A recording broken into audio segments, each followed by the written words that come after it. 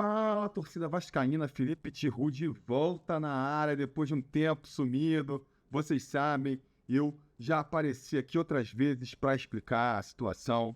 Estava aí muito pegado com trabalhos que fogem ao Vasco, né? A minha profissão me sobrecarregou e eu não consegui mais fazer vídeo aqui no canal.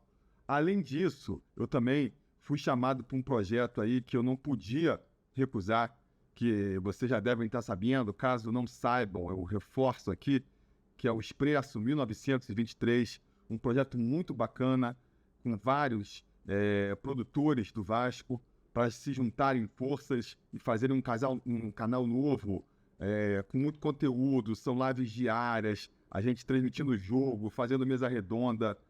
Tá um projeto muito bacana, a gente começou junto com o Campeonato Brasileiro, no dia 14 de abril, não é isso? E estamos aí firme e forte, então fica mais uma vez o convite. Eu já fiz aqui antes, né? Mas caso você tenha perdido, não esteja sabendo, Expresso 1923. Procura aí em todas as redes sociais. A gente é mais forte no Twitter, no YouTube, mas estamos também no TikTok, na Twitch, no Facebook. É só você procurar Instagram. E que nem eu falei, né? Tô lá nesse projeto, as lives são diárias, mas eu não tô em todas as lives, não participo de todos os programas. Já tá puxado do jeito que tá, imagina se fosse assim. Então, no final de semana, eu não participei das lives, não participei da transmissão desse jogo aí contra o Atlético Paranaense ontem, e achei que essa então era um bom motivo, né? Já me aliviei um pouco aqui nos trabalhos off Vasco, então me pareceu um bom momento para a gente tirar a poeira aqui do canal e comentar não exatamente essa partida, vamos pegar essa partida aí esse jogo como ponto de partida para fazer um debate, na verdade, sobre a situação do Vasco, de maneira em geral, né?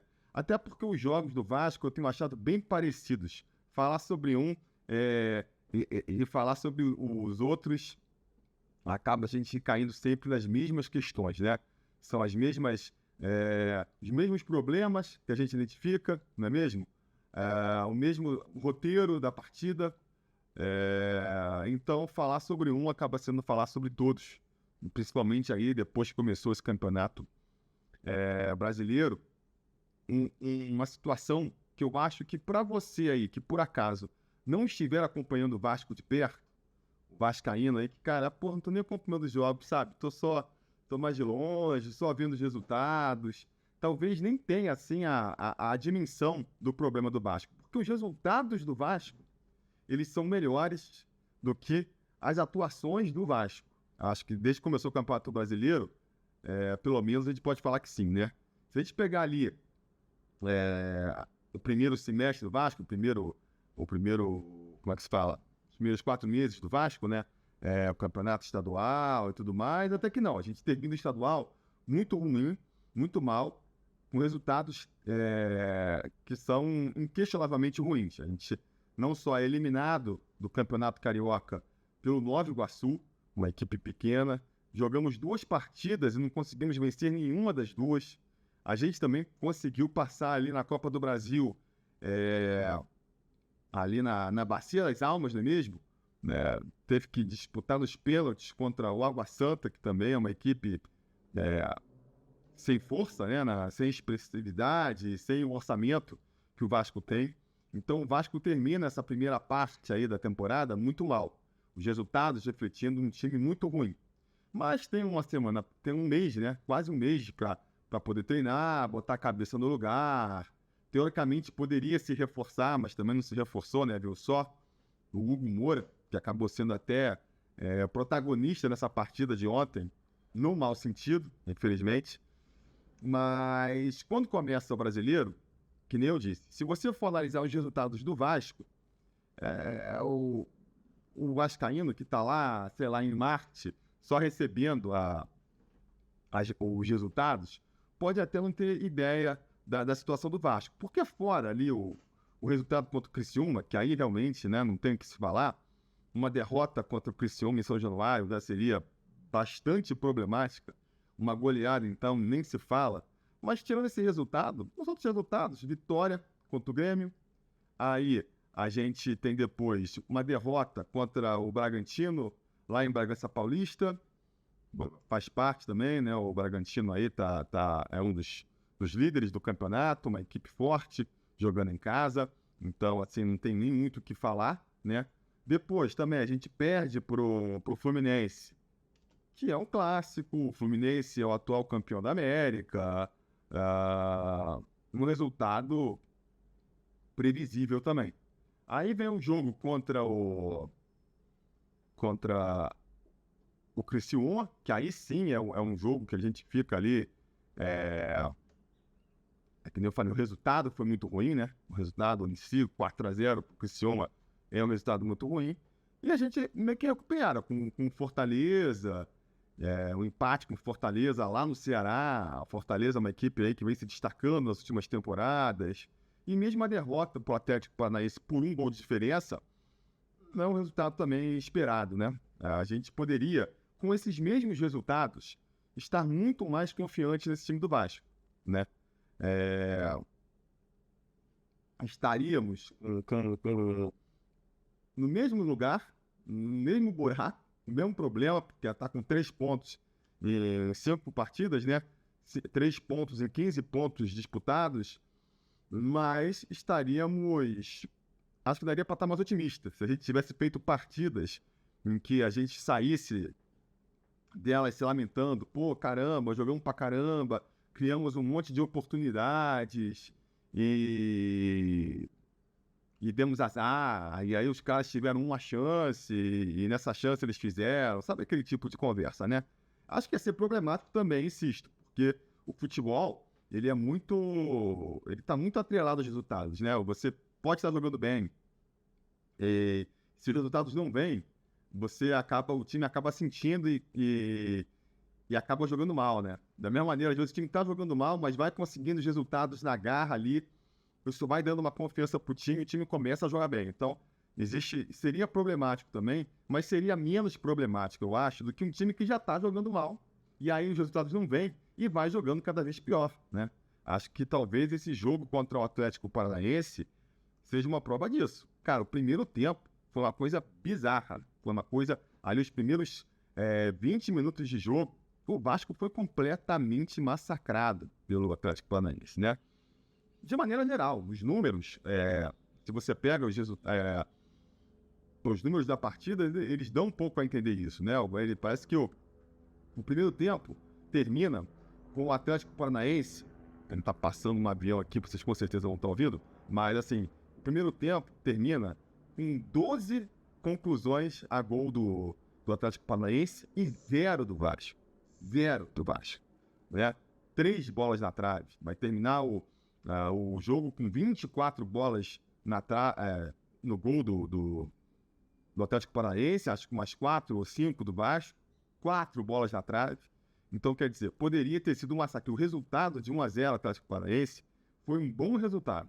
Foi um resultado que todo mundo já esperava até.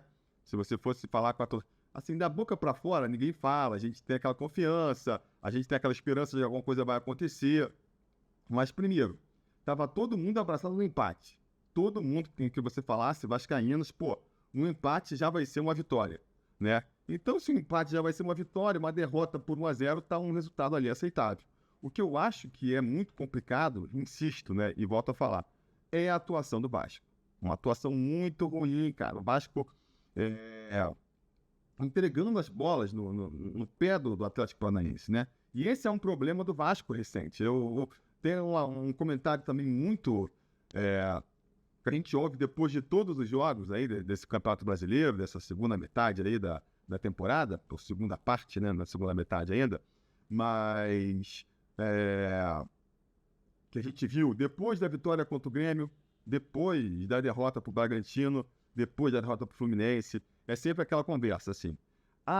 O pior de tudo, quando a gente venceu do Grêmio, era assim, poxa, vencemos o Grêmio, mas olha, o Grêmio jogou muito mal também, né? Vamos ter aqui o pé no chão, porque a gente conseguiu vencer o Grêmio, mas o Grêmio jogou uma partida muito ruim. Esse time do Grêmio aí, pô, tá fraco.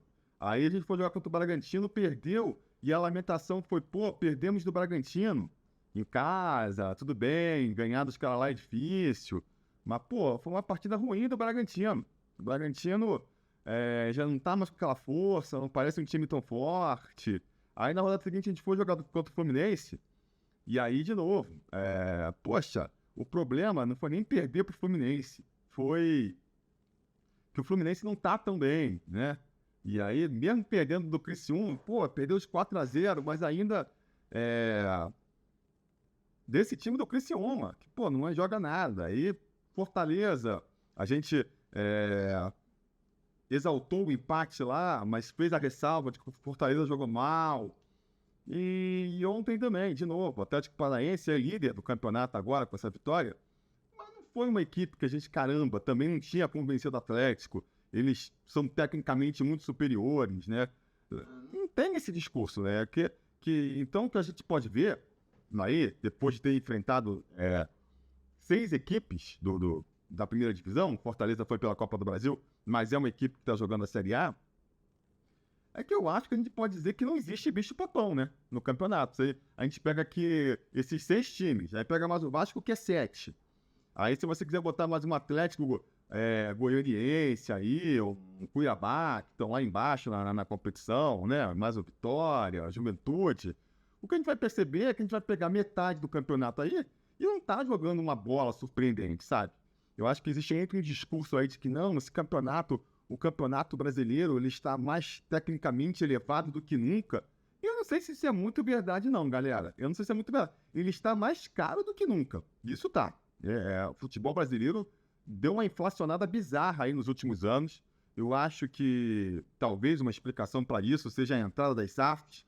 Entrou muita SAF injetando dinheiro no mercado, né? O Vasco, o Bahia, Cruzeiro, o Botafogo, outras menores aí, que nem a do Curitiba. Enfim, as SAFs entram necessariamente injetando dinheiro, né, nos clubes para eles se reforçarem. Fora os outros clubes que já estão botando muita grana, tipo Flamengo, o Atlético Mineiro, que também virou SAF, né? A questão aí dessas ligas sendo formadas, em rediscussão de contrato, de transmissão, com os streamings entrando, então tem muita gente vendendo, né? O próprio Vasco aí vendeu 20% dos direitos de transmissão por 50 anos. Assim como o Vasco fez isso, o Fluminense fez isso, o Inter fez isso, vários outros clubes fizeram isso, então é mais uma injeção de grana que entra.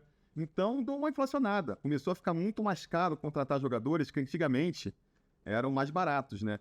E isso pode ter trazido aí uma impressão de que o nível do campeonato, tecnicamente falando, subiu. E o que eu vejo aí depois de umas 5 rodadas é que eu acho que não subiu, não. Subiu, insisto, né? O custo. O custo para você ter um time de primeira divisão ficou maior. Você tem que pagar mais hoje do que você pagava há uns anos atrás para ter o mesmo nível de jogador. Mas, tecnicamente falando, eu acho que não subiu tanto. Então, olhando por esse lado, pode ser um ponto positivo, né? A gente não precisa de muito para conseguir ficar competitivo no Campeonato Brasileiro. Por outro lado, diante dessa realidade, de que não o futebol nem está tão tecnicamente disputado assim, a gente ainda consegue ser pior, ser bem abaixo da média, né? Porque estamos falando aqui de 5 jogos, 6 jogos, vocês vão botar aí o jogo contra o Fortaleza no meio, em que a gente conseguiu ganhar só uma partida. A gente ganhou uma, perdeu 4 e empatou outra, né? Então, é bem complicado. E insisto, jogando mal, jogando pior do que esses resultados podem dizer, né? Porque se a gente for ver, de novo, tira o resultado ali contra o Criciúma. Pô, perdemos sempre de 1. A gente ganhou do Grêmio, né? 2-0. Foi 2-0, 2-1, nem me lembro agora. Deixa eu reforçar aqui. 2-1. Ganhamos de 2-1, mas depois perdemos pro Fluminense de 2-1, perdemos pro Bragantino de 2-1. Ontem a gente perdeu pro Atlético Paranaense de 1-0, empatou 0-0. Então, cara, dá aquela impressão de que o jogo está sendo disputado. Mas, cara, eu vendo os jogos, eu acho o Vasco muito mal, cara, muito mal. E sabe o que é pior? Começa mal. No primeiro tempo, joga mal, e depois melhora um pouquinho no segundo. O que pode ser interpretado novamente, é uma sensação que ficou ontem, né? Terminou o primeiro tempo, mas, gente, esse time vai ser massacrado, né? Até porque teve um jogador expulso e tudo mais. Aí vem no segundo tempo, o jogo se equilibra um pouco mais, o Vasco consegue criar uma chance lá na frente. Cria-se aquela ilusão natural de que, cara, não, nem é tão mal assim, o time ainda consegue. Só que eu acho que é muito circunstancial, né? Eu acho que não é coincidência que o Vasco, depois que sofre o gol, melhora um pouco. É aquela coisa natural do futebol, de que quando você faz o gol, você naturalmente relaxa, você desce um pouco as linhas, você já começa a economizar um pouco o gás. Aquela coisa que a gente vê no Vasco, quando o Vasco está na frente, porra, não aguento, o Vasco está na frente e recua. É uma coisa meio natural que o adversário também faz. Então é meio natural que o Vasco cresça depois que o adversário sai na frente. Mas aí, amigo, já é muito difícil. Um time que nem o Vasco, que tem muita dificuldade de fazer gol na frente, ainda sai atrás do placar, mesmo quando melhora, melhora de uma maneira muito, assim, ineficiente, né? Não consegue criar chances claras de gol. Tanto que não consegue, né? Nem buscar o empate, quanto menos virar uma partida. Então, é uma situação muito complicada, de um elenco mal formado. O elenco do Vasco, mais do que ser fraco, ele é mal formado, cara. A gente tem ali uma defesa que eu acho que é sólida, uma defesa que a gente consegue arrumar um esquema maneiro. Tem um excelente goleiro, que é o Léo Jardim. Tem bons zagueiros. João Vitor, para mim, a gente pode discutir, né, aquela questão de como é que ele não consegue ser titular. O Léo, eu acho um bom zagueiro também. O Medel, experiente. O Maicon. O Rojas fez uma boa partida contra o Fortaleza. Então, de repente, tem um monte de opção de goleiro, de zagueiro. E aí vai indo pra frente, vai ficando sem opção, né? Nas laterais já não tem um Piton, que é bom, mas tá indo numa fase ruim. Aí na direita o PH tá ruim, mas você, com um tanto de zagueiro, você pode botar um João Vitor por ali, vai funcionar. Aí tu põe 3 zagueiros para poder escolher só um volante, de repente, pode ser uma solução. E então você vai conseguindo suprir ali laterais, a volância, tu pode até tentar um esquema para resolver, mas vai chegando para frente, aquele meia que tem que ter mais obrigações ofensivas, que tem que ter uma responsabilidade de criar, a gente já não tem, né? É o Paris aí e acabou. Aí já vai chegando os pontas, também não tem. E não tem de onde inventar, não tem de onde tirar. De onde que tu vai tirar um ponto, entendeu? Então a gente fica muito, muito, muito frágil lá na frente. Não consegue criar chance de gol. Eu vi esses jogos todos, a gente conseguiu ganhar do Grêmio com 2 golaços, que a gente sabia, logo depois de alguma partida, que não ia ser uma constante ter o David e o Cocão acertando aqueles balaços ali. E, tirando isso, cara, cria muito poucas chances. Você termina os jogos, sabe? Que nem eu falei, eu sempre falo, termina o jogo contra o Fluminense, quando terminou contra o...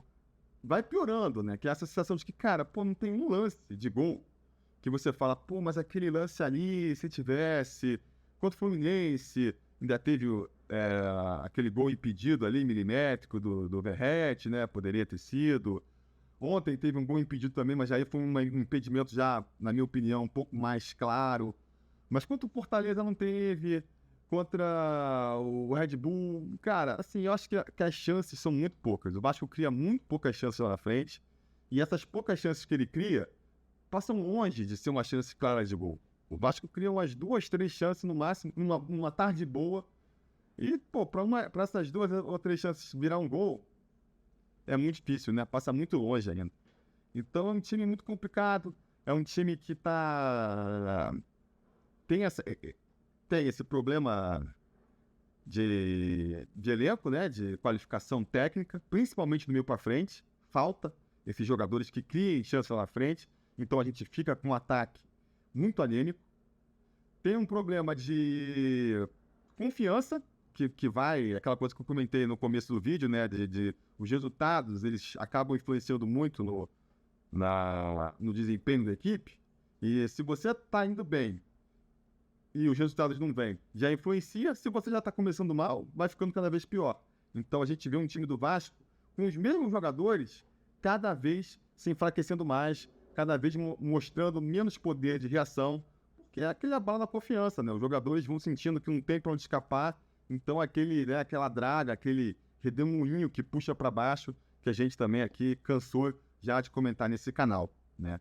E a questão tática também do treinador, né? A gente durante muito tempo se fiou na questão do Ramon Dias, de ter um treinador experiente para segurar o tranco, A gente já via que o elenco vinha sendo mal formado, mas eu, pelo menos, me agarrava muito nisso, né? Não, cara, a gente tem um elenco experiente, a gente tem um treinador experiente, então a gente não vai sucumbir para os maus resultados, para a pressão, que nem sucumbiu no começo do ano passado, no campeonato, quando a gente tinha um elenco muito jovem e tinha um treinador jovem também, né? Mas, nesse meio tempo ali, esse pensamento do começo da temporada, ele agora é posto em xeque a partir do momento que a gente perde o diretor de futebol, a gente perdeu o Alexandre Matos, que era um diretor experiente também, malandro, para trazer um novo diretor, menos de 40 anos, né? E perde o treinador também, né? Para botar agora, tá com um interino lá que tem menos de 40 anos também. E a gente não sabe quem vai ser o treinador, e não tem pressa para trazer esse treinador. O elenco continua experiente? Continua, mas um elenco experiente sem comando pode acabar sucumbindo também, né? Então é por isso que eu achava, cara, fundamental. A gente já tá com um treinador novo, já ter alguém para poder dar um mínimo de norte. É pouco, um treinador é pouco. Eu já comentei isso aqui desde antes da gente virar SAF. No futebol do Vasco, os caras entregam tudo na mão do treinador. O treinador não tem nenhum respaldo, porque não tem uma hierarquia ali, né? Uma divisão de tarefas para poder até compartilhar as responsabilidades, né? Não tem isso. A gente tinha isso na época do associativo, aí veio para a SAF, pareceu que ia construir um esquema, não, porque tem o diretor de futebol, que era o Paulo Brax, tem um diretor esportivo ali, né, um gerente, que seria o Abel, para depois ter o treinador, mas acabou que trouxe um monte de gente, ninguém ajudava também, o Abel sumiu, né, ficou ali uma coisa, só tinha ali o cargo, não aparecia, aquela coisa desmontou, aí depois sumiu o cargo do Abel, mas trouxe dois, a gente tinha pelo menos, né, um técnico experiente e um dirigente experiente, um diretor de futebol experiente, perdemos esses dois também, e agora a coisa está completamente sem rumo mesmo. O nosso CEO também não sabe de futebol, nem sei se é a função dele saber. Os dirigentes lá da 777, lá em cima, o Jonas Spor e o Dan Hasfield, nunca fizeram muita coisa e sei lá se agora vão fazer ainda mais, a 777 com um monte de confusão aí. E, então, assim, as perspectivas, né, são ruins, são preocupantes pra caramba, né? Essa aqui é a grande verdade. E isso é fogo porque vai minando ali a esperança, né, e a vontade do torcedor. Eu até comentava, até na época da associação ainda, da eleição lá, que elegeu o Jorge Salgado, tinha aquele discurso de o Vasco tem pressa, o torcedor não aguenta mais esperar. Eu comentava, cara, o Vasco não precisa de pressa. O Vasco precisa de competência, ele precisa de estabilidade, ele precisa de robustez no planejamento. Não é que o torcedor vascaíno cansou de esperar, o torcedor vascaíno ele cansou de se decepcionar. A gente não aguenta mais dar um passo para frente para depois dar 2 passos para trás, entendeu? Não adianta a pressa, por exemplo, no Dinamite, que pegou um time na segunda divisão em 2009 e entregou campeão da Copa do Brasil em 2011, se isso não tiver uma consistência, uma solidez para manter esse padrão, entendeu? Não adianta você passar da Copa da Série B para campeão da Copa do Brasil em 2 anos e depois cair tudo para trás de novo e aí ser rebaixado dali a 2 anos de novo e aí depois de novo dali a 2 anos, entendeu? E então é campeão, mas aos custos de depois a coisa ficar pior do que estava antes. Então não era uma questão de velocidade, mas sim uma questão de, que eu falei, de um projeto, cara, que fosse realmente robusto, né? E a mesma coisa serve para depois com a SAF. Eu comentei no passado, assim, o pessoal questionava esse discurso de que é um projeto de médio e longo prazo, que é um projeto ali lento e gradual. E eu comentava, cara, tudo bem ser lento, desde que seja realmente gradual. É importante que a gente veja o clube gradualmente melhorando. E a gente não está vendo isso, nesse ano principalmente. Porque se você pega o começo da SAF, foi muito abaixo do que a gente esperava? Foi, né? Os passos foram muito mais lentos do que a gente gostaria que fosse? Foi. Mas, mal ou bem, eu, sinceramente, vi uma evolução. Mesmo com a gente brigando para não cair novamente, eu acho que a gente teve uma evolução nesses primeiros anos de SAF em relação ao associativo por uma questão da injeção de grana, né? Então a gente conseguiu contratar jogadores que, com o associativo, eu não via como. A gente conseguiu subir, a gente conseguiu se manter na primeira divisão, que são coisas muito poucas para a história do Vasco, mas que com o associativo eu não via a gente conseguindo. Eu acho que a gente não ia conseguir nem subir, questão de salário atrasado, a pessoa brinca, salário atrasado, troféu, salário em dia. Cara, salário em dia é fundamental, galera. É obrigação, tem que ser, é ali o piso mínimo que você precisa, mas você começa uma casa pelo piso, então você tem que ter isso. E a gente conseguiu essa estabilidade de não ter problema de salário, então não tem problema de perder o jogador de repente, qualquer um chega aqui, tem 2 mariolas e leva o jogador, não tem mais isso. E a gente conseguiu trazer bons jogadores que a gente não estava conseguindo antes, né? Então, o Léo Jardim, o Piton, o Pai, o Verrete, são jogadores que estavam completamente fora da mira do Vasco antes da SAF. Então, teve pelo menos essa subidinha de degrau, né? Teve muitos erros, mas teve uma melhora pequena. E aí, qual que era a expectativa para esse segundo ano na primeira divisão da SAF, né? A gente vai manter isso aqui, esse degrauzinho, mas a gente vai subir outro. Todos os erros primários que a gente cometeu no primeiro ano de primeira divisão, eles vão ser corrigidos, ou pelo menos a maioria deles, né? E aí a gente chega para esse segundo ano de Série A com a SAF, e a gente vê os mesmos erros sendo cometidos, os mesmos erros, cara. Erros da contratação, trazendo jogadores, pagando caro por jogadores que não estão prontos, vendo que o time não encaixou com a primeira janela e perdendo aí essa segunda janela, essa janela do final do estadual, desperdiçando, sem trazer ninguém, e aí o time começa a naufragar, e aí você demite o treinador, e você, demora séculos para trazer um treinador novo, perdeu o diretor, levou um mês para trazer, essa lentidão que não bate com a urgência que o Vasco está sentindo. Cara, são os mesmos erros. A gente não tá vendo a tal da evolução, né? A tal da evolução gradual. Cadê? Não tá tendo, né? E isso vai se tornando desesperador. Só para terminar, então, esse vídeo que tá ficando longo, cara, eu acho, só para comentar o último erro, cara, estão errando de novo, no mesmo problema. Era para estar apresentando um treinador ontem no Vasco. Tinha que ter um treinador novo para poder dar um saculejo, para poder retransmitir confiança para o elenco, para poder achar algumas soluções novas. Porque eu também concordo com o discurso de que o elenco é ruim, mas não é tão ruim, cara. De repente, um treinador novo, experiente, consiga achar ali umas soluções com as peças parcas que a gente tem para montar um time um pouquinho mais competitivo. Era fundamental ter esse cara já na terça-feira. A gente tem uma semana para se preparar para o jogo fundamental desse mês, que é contra o Vitória.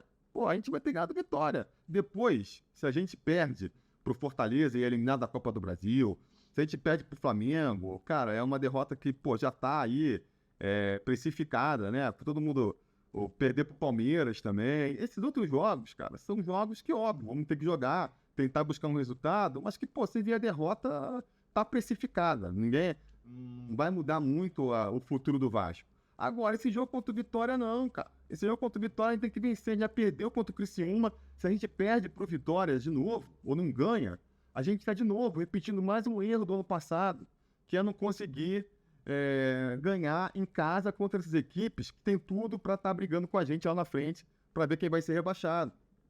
E o Vasco parece não aprender com os próprios erros. Isso é muito desesperador.